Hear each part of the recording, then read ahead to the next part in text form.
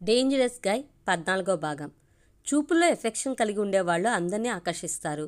ఎప్పుడూ కోపాన్ని చిరాకుని కళ్ళల్లో నింపుకుని ఉంటే అలాంటి వాళ్ళని దూరంగా ఉంచుతాం అని వాటర్ బాటిల్ తీసుకున్నారు. అప్పటికే ఆలోచనలోకి వెళ్ళిపోయింది మనీషా. అంటే నాగవీరి కళ్ళల్లో అలాంటి ఎఫెక్షన్ ఉంటుందా? ఎదుటి వ్యక్తి తనని తాను మర్చిపోయేంత మెస్మరిజం వాటిలో ఉందా అని మనసులో అనుకుంటూ నాగవీరి చూపుల్ని గుర్తు చేసుకుంది. అంతే, ఆమె ఒళ్ళంతా ఒక్కసారిగా జల్లుమంది. అతని చూపుల్లోది ఎఫెక్షన్ మాత్రమే కాదు, అతని కళ్ళు తనని, తన మనసుని, తన శరీర లోతుల్ని గుచ్చి చూస్తున్నట్టుగా ఉంటాయి అనుకుంది.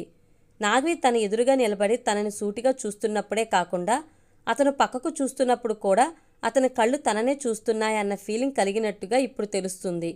నా కళ్ళు కూడా నిన్ను ట్రాన్స్లో పడేస్తున్నాయా ఏంటి? జోక్ చేశారు కృష్ణమూర్తి. తడబడి చిన్నగా సర్దుకుంది మనీషా.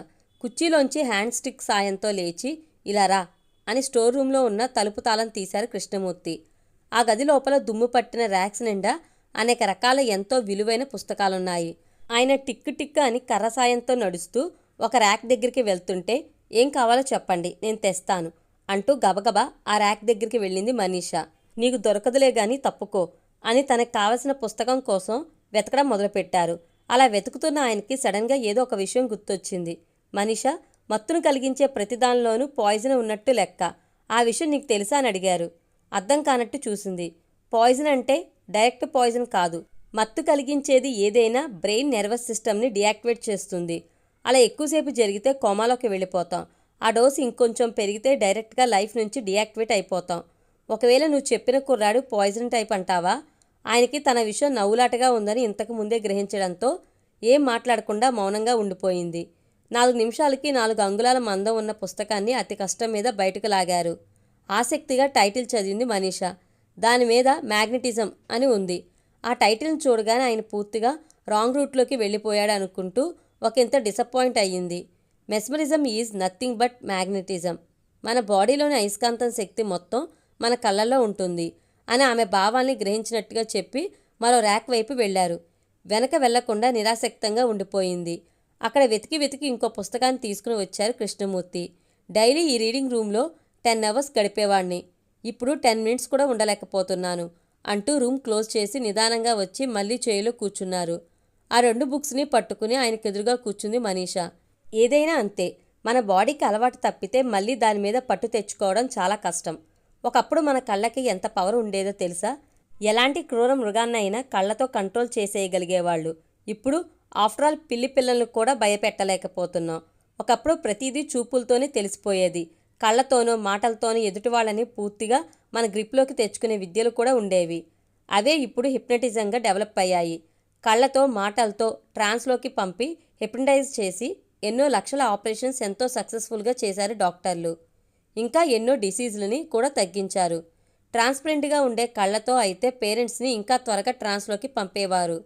ట్రాన్స్పరెంట్ కళ్ళతోనా? ఆయన మాటలు పూర్తి కాకుండానే కంగారుగా అడిగింది. ఎస్, ట్రాన్స్పరెంట్ కళ్ళతోనే. వాటి మీద ఇంకా బాగా స్టడీ అండ్ రీసెర్చ్లు చేస్తే హ్యూమన్ బాడీలోని పవర్స్తో ఇప్పటికే ఇంకా ఎన్నో అద్భుతాలు చేసి ఉండేవాళ్ళు. కానీ విలువైన పవర్స్ని వదిలేసి కొన్ని డేంజర్స్ మత్తు మందులు కనుక్కుని దేశ భవిష్యత్తుని, యువతరాన్ని డ్రగ్స్ బారిన పడేస్తున్నారు. తప్పు చేసేది ఒకరు, శిక్ష పడేదేమో పాపం వాళ్ళకి అని ఒకంత ఆవేశపడుతూ అన్నారు. కృష్ణమూర్తి మళ్ళీ ఎటో వెళ్ళిపోయేలాగా ఉన్నారనిపించింది మనీషాకి. కరెక్ట్ రూట్లోకి తీసుకురావాలి అనుకుంది. అంతే, వెంటనే అదే నేను అంటున్నాను సార్. తప్పు చేసిందేమో ఆ నాగవీర్ అయితే శిక్ష అనుభవిస్తున్నది మాత్రం మేమా అని కొంచెం విసురుగా అడిగింది. నాగవీరా? ఈ నాగవీరెవరు? నేనేం మాట్లాడుతున్నాను, నువ్వే అంటున్నావు. స్ట్రైట్గా మాట్లాడు, రాంగ్ రూట్లోకి వెళ్ళకు అని సీరియస్గా ముఖం పెట్టారు ప్రొఫెసర్ కృష్ణమూర్తి. నేను కరెక్ట్ రూట్లోనే ఉన్నాను సార్. కళ్ళతోనే నన్ను, నా ఫ్రెండ్స్ని ట్రాన్స్లో పడేశాడని చెప్పాను కదా, వాడి పేరే నాగవీర్ అని వెంటనే అంది మనీషా. అంతే, ఏదో అనుమానంతో ఆయన నొసలు ముడుచుకున్నాయి. వెంటనే నోరు విప్పాడు. పాము కళ్ళల్లో కళ్ళు పెట్టి తదేకంగా చూస్తే మనం ఒకలాంటి మెస్మరిజంకి గురవుతాం. ఈ నాగవీర్ అనే పేరుకి అతని కళ్ళకి ఏమైనా సంబంధం ఉండి ఉంటుందంటావా? కృష్ణమూర్తి ముఖంలో ఎంతో సీరియస్. శిల్ప కూడా నాగవీర్ని బ్లాక్ కోబ్రాతో పోల్చడం గుర్తొచ్చింది మనీషాకి. తెలీదు సార్, మీరు ఇంతకు ముందు ట్రాన్స్పరెంట్ ఐస్ అన్నారు కదా, నాగవీర్ ఐస్ కూడా ఎంతో ట్రాన్స్పరెంట్గా పాము కళ్ళ మాదిరి ఉంటాయి. అతని పేరుకి కళ్ళకి బిహేవియర్కి లింక్ ఏమైనా ఉందంటారా? అది అతని హిస్టరీని బట్టే తెలుసుకోవాలి. మామూలుగా అయితే మనుషుల కళ్ళు రకరకాల కలర్స్లో, అనేక రకాల ట్రాన్స్పరెన్సీతో ఉంటాయి. అది వాళ్ళు పుట్టిన దేశాన్ని బట్టి, వాళ్ళ తల్లిదండ్రుల జీన్స్ని బట్టి, గర్భంలో ఉన్నప్పుడు తల్లి ఆలోచనను బట్టి, ఆమె తీసుకున్న ఆహారాన్ని బట్టి, ఇంకా అనేక కారణాల మీద ఆధారపడి ఉంటుంది. కానీ అవి చాలా లోతైన విషయాలు. ఎంత లోతైనా పర్వాలేదు. నాగవీర్ గురించి నేను తప్పకుండా తెలుసుకోవాలి. అర్థం చేసుకుంటాను. చెప్పండి సార్. Okay, good interest. కళ్ళను బట్టి చూస్తే మనుషులు 2 types: transparent ice and non transparent ice. Non transparent ice కొంచెం ముద్దుగా కనిపిస్తాయి. అవి మన ఎమోషన్స్ని ఎదుటి వాళ్ళకి అస్సలు క్యారీ చేయలేవు. అలాంటి వాళ్ళ ఫీలింగ్స్ని మాటల ద్వారా తెలుసుకోవాల్సిందే తప్ప చూపులోంచి తెలుసుకోవడం చాలా కష్టం. కానీ ట్రాన్స్పరెంట్ ఐస్ ఉన్నాయే, అవి అలా కాదు. ఎంతో ఎక్స్ప్రెసివ్ ఐస్, గ్లాసీగా ఉంటాయి. ఆ కళ్ళతో జస్ట్ అలా చూస్తే చాలు, వాటిలో అన్లిమిటెడ్ ఫీలింగ్స్ కనిపించేస్తాయి. అలాంటి కళ్ళున్న వాళ్ళు నోరు విప్పి మాట్లాడనక్కర్లేదు. వాళ్ళ చూపులే ఎన్నో ఫీలింగ్స్ చెప్పేస్తాయి. ఫర్ ఎగ్జాంపుల్, సినిమాలో యాక్టర్స్ని చూసే ఉంటావుగా, చాలామంది ఫేమస్ యాక్టర్స్ కళ్ళు డెఫినెట్గా ట్రాన్స్పరెంట్ ఐసే అయి ఉంటాయి. కావలిస్తే అబ్జర్వ్ చేయి. వాళ్ళు కొన్ని సన్నివేశాలు ఒక్క మాట కూడా మాట్లాడకుండా కళ్ళ ద్వారానే అనేక భావాల్ని అవలీలగా పలికించేస్తారు. నాగవీర్ ఛాంబర్లో కాలు స్లిప్ అయి పడిపోతుంటే అతను తన నడుము చుట్టూ చెయ్యేసి ఆపి పట్టుకుని తన కళ్ళల్లో కళ్ళు పెట్టి రొమాంటిక్గా చూడడం గుర్తొచ్చింది. అయితే గ్లాసీ ఐస్కి ఎన్స్టీషియా అంతటి పవర్ ఉంటుందా? సడన్గా అడిగింది. నోనో, ఒకలాంటి మెస్మరైజ్ చేసే పవర్ ఉంటుంది కానీ ఆ కళ్ళతో మత్తుమందు ఇచ్చేసి ఏదో చెయ్యొచ్చు అంటే అది ముమ్మాటికి సూపర్స్టిషియస్ బిలీఫ్ అవుతుంది. నో, నాది మూఢనమ్మకం కాదు sir. It's true and I experienced it. Insects attract అయ్యే దీపంలో ఉన్నాడు సార్ అతను. ట్రాన్స్పరెంట్ ఐస్తో ఎమోషన్స్ని, ఎఫెక్షన్ని, అట్రాక్షన్ని, ఇంకా అనేకమైన భావాల్ని తేలిగ్గా కన్వే చేయొచ్చు. అంతేగాని అమ్మాయిల్ని వాళ్ళకి తెలియకుండానే లొంగ తీసేసుకుంటున్నాడు అన్నది మాత్రం చాలా టూ మచ్. ఆ విధంగా అసలు జరగదు. అలా జరిగిందంటే ఆ అమ్మాయిలు కూడా అతన్ని ఇష్టపడితేనే అని కరాఖండిగా బల్లగుద్దినట్టుగా చెప్పారు. ఆఖరి వాక్యం వినగానే అదిరిపడింది మనీషా. అంటే నాగవీర్ బిహేవియర్కి శిల్పహాసిని ఇంట్రాక్షన్ కూడా ఉందా?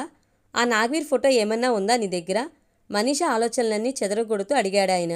వెంటనే పర్సులోంచి చటుక్కున ఐఫోన్ తీసింది. గ్యాలరీ ఓపెన్ చేసి వేలితో 4 ఫోటోల్ని చకచకా పక్కకు జరిపి ఒక పిక్చర్ దగ్గర ఆపింది. ఆ పిక్ని కృష్ణమూర్తి గారికి చూపుతూ ఫోన్ ఆయనకిచ్చింది. అది నాగవీర్ ఫేస్బుక్ అకౌంట్లోని ప్రొఫైల్ పిక్. మెడలో వేలాడుతున్న కళ్ళజోడుని తీసి కళ్ళకి పెట్టుకుని ఫోటో వంక చూశారు ప్రొఫెసర్ కృష్ణమూర్తి. స్క్రీన్ నిండా పెద్దగా కనిపిస్తున్న నాగవీర్ ముఖాన్ని, ఆ ముఖంలోని కళని చూడగానే ఎంతో అనుభవశీలైన 90 ఏళ్లు దాటిన ఆ ప్రొఫెసర్ కూడా షాక్ అయినట్టు ఒక్కసారిగా ఆశ్చర్యానికి లోనయ్యాడు. కొన్ని క్షణాలకి తేరుకుని సెల్ ఫోన్ని ముందుకు వెనక్కి జరుపుతూ నాగవీర్ కళ్ళని ఎంతో నిశితంగా పరిశీలించాడు. ఆ తర్వాత తలెత్తి, ఇప్పుడేమంటావు నువ్వు? నీ డౌట్ ఏంటి అని పూర్తిగా బ్లాంక్ అయిపోయిన బ్రెయిన్తో అడిగారు కృష్ణమూర్తి. వచ్చినప్పటి నుంచి తాను చెప్పిన దాన్ని గాలికొదిలేసి మళ్ళీ మొదటికొచ్చినట్టు అడుగుతున్న ఆయన ప్రశ్నని వినగానే చిర్రెత్తింది మనీషాకి. ఇతని కళ్ళల్లో magnetic power, hypnotic power, mesmerising power, మీరు ఏదో ఒక పేరు పెట్టుకోండి దానికి. కానీ అమ్మాయిని పడేసే ఆ పవర్ ఉందా లేదా అని సూటిగా నిక్కచ్చిగా చాలా సీరియస్గా అడిగింది మనీషా.